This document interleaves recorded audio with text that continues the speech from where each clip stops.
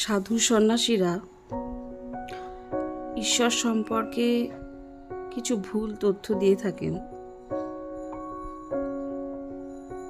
তার মধ্যে একটি হচ্ছে, যারা কৃষ্ণ ভক্ত বৈষ্ণব যারা,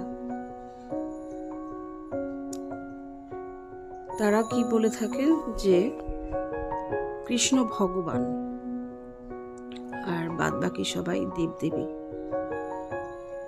শিব, কালী, দুর্গা ইত্যাদি যারা আছেন। ভগবান আর দেবদেবীদের মধ্যে একটা ডিফারেন্সিয়েশন ওরা সৃষ্টি করেন, যে ভগবান অনেক উচ্চ পর্যায়ে থাকে, উচ্চ পর্যায়ে তার লেভেলটা উচ্চ পর্যায়ে, আর দেবদেবীরা হচ্ছে নিচু পর্যায়ের।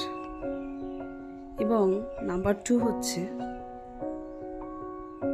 বৈষ্ণবরা বলেন যে শিব, কালী ইত্যাদি যারা দেবদেবী আছে তারা হচ্ছে পরম বৈষ্ণব। শিব। নাম্বার 3 হচ্ছে, শিব যে ধ্যান করছে, ধ্যানরত যে শিব আমরা দেখি ছবিতে, সেই শিব, ভগবান শিব, মানে তাদের অর্থে দেবতা শিব, যার ধ্যান করছে সে হচ্ছে কৃষ্ণের ধ্যান। তো এগুলো আমি বুঝিয়ে দিচ্ছি এক এক করে। দেখুন, যে ধর্ম, যে ঈশ্বরে বিশ্বাসী, সে কিন্তু তার ধর্মকে শ্রেষ্ঠ প্রমাণ করার জন্য মরিয়া হয়ে থাকে। যারা মুসলিম তারা বলবে আমাদের আল্লাহই সব থেকে শ্রেষ্ঠ, আর বাদ বাকি কেউ কিছু না। তো এইরকম যে আমাদের হিন্দু মধ্যেও বিভাজন আছে, কেউ শাক্ত, কেউ শৈব, কেউ বৈষ্ণব। তো আলটিমেট এটা হচ্ছে হিন্দু তত্ত্ব, যেহেতু হিন্দু তত্ত্বের মধ্যে যেহেতু পড়ছে, এই বৈষ্ণবদের এই শ্রীকৃষ্ণ সম্পর্কিত যে কথা ওনারা প্রচার করে চলেছেন, এইগুলো খুব একটি কি বলবো, ফল্গু ধারার মতো শ্রীকৃষ্ণকে ভগবান বলছেন এবং মা কালী এবং শিবকে দেবদেবীর পর্যায়ে রেখে তারা তাদের মতে সেই দর্শন হিসাবে তারা কিন্তু জনস্রোতে প্রচার চালিয়ে যাচ্ছে।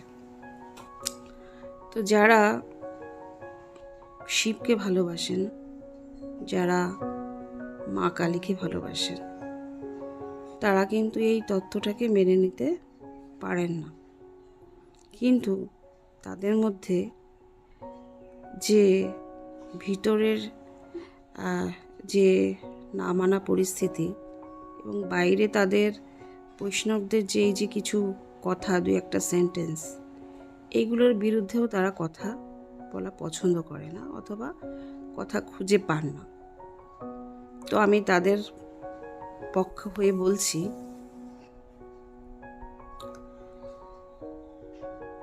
এই যে আমাদের হিন্দু ধর্মটা কিন্তু খুব প্রাচীন একটি ধর্ম, সনাতন ধর্ম, যেহেতু প্রাচীন ধর্ম এবং ঘেটে হয়ে পড়ে আছে। আমাদের বিভিন্ন পুরাণে বিভিন্ন যে স্টোরিগুলো লেখা আছে, সেই স্টোরি অনুযায়ী আমাদের হিন্দু ধর্ম একেবারে কি বলবো, খুব জটিল একটা পরিস্থিতির মধ্যে দিয়ে আমাদের হিন্দুদেরই বুঝতে অসুবিধা হয় যে কে আগে কে পরে, কে ঊর্ধ্বে কে নিম্নে ইত্যাদি। তো আমি যেহেতু সাধনা করি, তো আমি সাধনা করতে করতে আমার মধ্যে বেসিক্যালি আমি কবিতা লিখি। তো কবিতা লিখতে লিখতে আমার মধ্যে কিছু প্রশ্ন জাগে, সেই প্রশ্ন ধরে আমি এগোচ্ছিলাম। এগোতে এগোতে একটা সাধনার পর্যায়ে পৌঁছে গেছে সেটা। তখন আমি আমার ভেতর থেকে কিছু প্রশ্নের মানে এই সমস্ত প্রশ্নের উত্তর কিন্তু আমি সব পেয়ে গেছি। এবার যে উত্তরগুলো আমি পেয়েছি সেটা আপনাদের সাথে একটু ভাগ করে নিচ্ছি। প্রথমত হচ্ছে ভগবান আর দেবদেবীর মধ্যে যে বিভাজনটা ওনারা করেছেন, কৃষ্ণকে ভগবান বলছেন, কৃষ্ণের স্থান বৈকুণ্ঠ, তার ঊর্ধ্বে কতগুলো গোলক আছে, পৃথিবীর ঊর্ধ্বে কতগুলো আছে, কি বলবো ওটাকে, স্বর্গ বিভাজন, যে স্বর্গ, তারপরে বৈকুণ্ঠ ইত্যাদি আরও অনেকগুলো নাকি আছে এগুলো। তো যাই হোক, ওগুলো থাকতে পারে, সেই নিয়ে আমার কোনো আপত্তি নেই, কিন্তু সর্বশ্রেষ্ঠ হচ্ছে শ্রীকৃষ্ণকে অধিষ্ঠান করা হয়েছে। তো এই প্রসঙ্গে যেটা বলার হচ্ছে, এটা নিয়ে আমি খুব ভেবেছি, সেটা বলার হচ্ছে যে এই যে দেবদেবী ভগবান শিবকে, কালীকে, তো কালী অর্থে আমি একটা কবিতা লিখেছিলাম, এই অন্ধকারকে যে মা বলে ডেকেছে, সেই অনুভব করেছে প্রকৃত ব্রহ্মাণ্ডের অন্ধকার। তাহলে মা কালী হচ্ছে কালো, এই কালো মাকে যে, এই কালো অন্ধকারকে যে মা বলে ডেকেছে, সেই অনুভব করেছে যে প্রকৃত অর্থে মা কালীকে। তো আমাদের যখন সৃষ্টি, যখন সূর্য, চন্দ্র, গ্রহ, নক্ষত্র ইত্যাদি কিছুই ছিল না, তখন কিন্তু ছিল খালি অন্ধকার মহাবিশ্ব জুড়ে। তো এই মহাবিশ্ব জুড়ে যখন অন্ধকার ছিল, সেই অন্ধকারই হচ্ছে আমাদের মা কালী। তো আমাদের দেবদেবীর দুটো ফর্ম আছে, একটা হচ্ছে নিরাকার ফর্ম, আর একটি হচ্ছে সাকার ফর্ম। পৃথিবী যেহেতু সাকার ফর্ম, সেহেতু পৃথিবীতে আসতে গেলে নিরাকার ফর্মে পৃথিবীতে অতটা মহাবিশ্ব ব্রহ্মাণ্ডের অতটা অন্ধকার সম্পূর্ণ পৃথিবীতে তো আসতে পারবে না। তো তার জন্য পৃথিবীতে আসতে গেলে তাকে পৃথিবীর মতো হয়ে আসতে হবে, তো সাকার ফর্মে আসতে হয়। তো সেই সাকার ফর্মে কে এসছেন? মা কালী, যার হাতে খড়গ আছে, যার হাতে মুন্ডমালা, কাটা মুন্ড আছে, গলায় মুন্ডমালা আছে। তার মানে কি? সে সম্পূর্ণ পৃথিবীজ। রক্তবীজকে মা কালী কেটে মানে পরাস্ত করেছিল, শুম্ভ নিশুম্ভকে পরাস্ত করেছিল মা। তো এরা কারা? রক্ত কোথায় উৎপন্ন হয়? মহাকাশে তো রক্ত উৎপন্ন হয় না, রক্ত তো পৃথিবীতে উৎপন্ন হয়। তো সেই রক্তবীজ অর্থাৎ হচ্ছে এই আমাদের মনুষ্য প্রজাতির মধ্যে যত খারাপ নেগেটিভিটি আছে, মানুষগুলো আছে, তারাই কিন্তু রক্তবীজ। তো এটা একটা প্রতীক হিসাবে মাকে আসতে হয়েছে, পৃথিবীতে আসতে হয়েছে এই অসুররূপী মানুষগুলোকে ধ্বংস করার জন্য। তো ব্রহ্মাণ্ডের অন্ধকার, ব্রহ্মাণ্ডের শক্তি, এটা তো আর পৃথিবীতে সম্পূর্ণ আসতে পারে না। তার জন্য আসতে গেলে তাকে কী করতে হচ্ছে? পৃথিবীর মতো করে আসতে হচ্ছে। এইবার বলছে, বাবার প্রসঙ্গে আসি, ভোলে বাবার প্রসঙ্গে। আমাদের শিব ঠাকুরও কিন্তু দুটো ফর্মে, মানে আমাদের যত দেবদেবী আছে তারা কিন্তু দুটো ফর্মেই আছেন। একটা আছে নিরাকার ফর্ম, আর একটা আছে সাকার ফর্ম। এই আজকে আমি যেমন অ্যাট প্রেজেন্ট আছি, আমার বডি আছে, এটা হচ্ছে আমার সাকার ফর্ম, কিন্তু আফটার ডেথ আমার আত্মাটা থেকে যাবে, মনটা থেকে যাবে, সেটা হচ্ছে আমার নিরাকার ফর্ম। তো যাই হোক, তো দুটো ফর্মে দেবদেবীরা আছেন। তো নিরাকার ফর্ম কি হচ্ছে? আমাদের ভোলে বাবার আরেকটি নাম হচ্ছে ক্ষেত্রফল। তো ক্ষেত্রফল মানে কি? দৈর্ঘ্য, প্রস্থ ইন্টু উচ্চতা। তার মানে কি? এই বিশ্ব ব্রহ্মাণ্ড যতটা বিস্তৃত আছে, সেটাই সম্পূর্ণরূপে ভগবান শিব। আর আমরা মহাকাল ভৈরব হিসাবেও আমরা শিবকে জেনে আসছি। মহাকাল ইন দ্য সেন্স হচ্ছে সময়। তো প্রথমে যখন কিছুই ছিল না, সূর্য চন্দ্র গ্রহ নক্ষত্র ইত্যাদি যখন কিছুই ছিল না, তখন কিন্তু শুধু বিস্তৃতি ছিল, আর বিস্তৃতি ঘিরে কে ছিল? অন্ধকার ছিল। তাহলে ভোলে বাবা যখন বিস্তৃতির একজন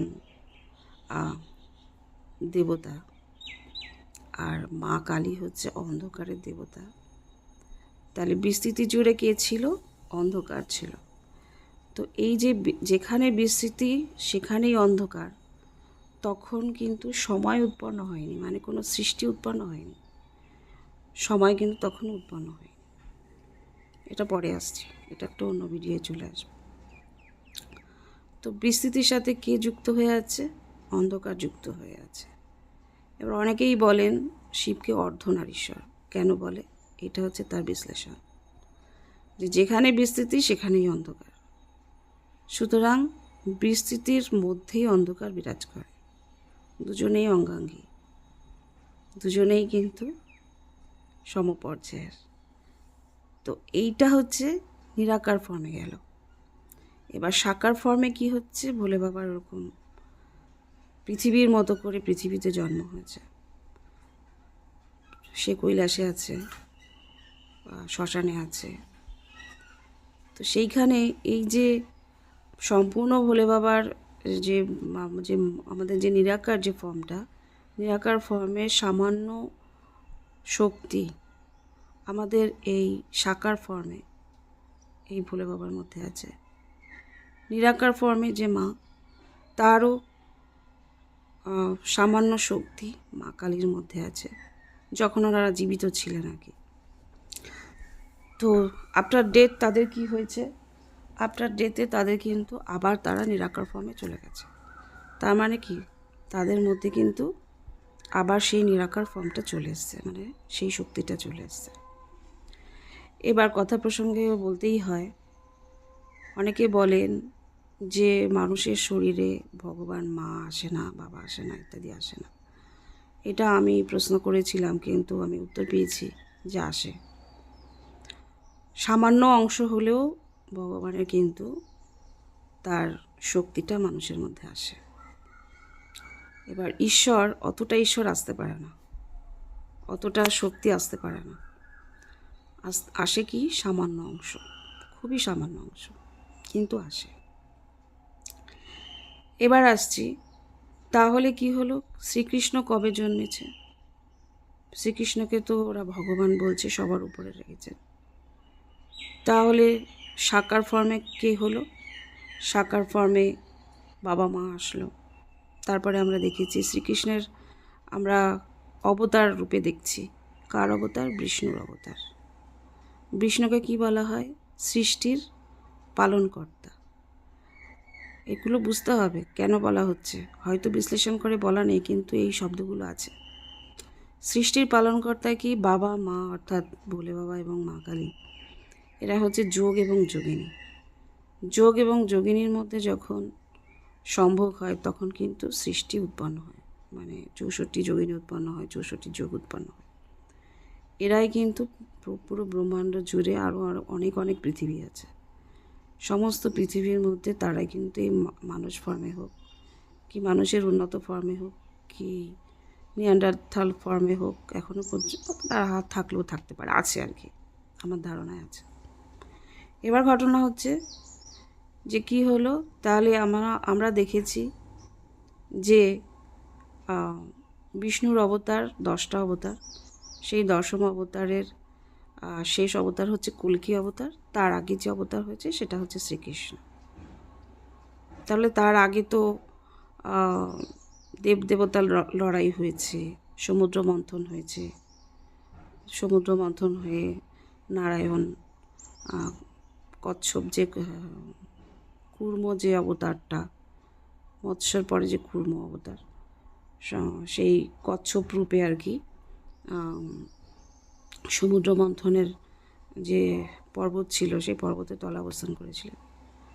তার মানে কি বিষ্ণুকে কি বলা হচ্ছে? সৃষ্টির পালনকর্তা। মানে সৃষ্টি অলরেডি হয়ে গেছে এবং সেই সৃষ্টিটাকে রক্ষা যিনি করবেন তিনি হচ্ছেন পরম বিষ্ণু।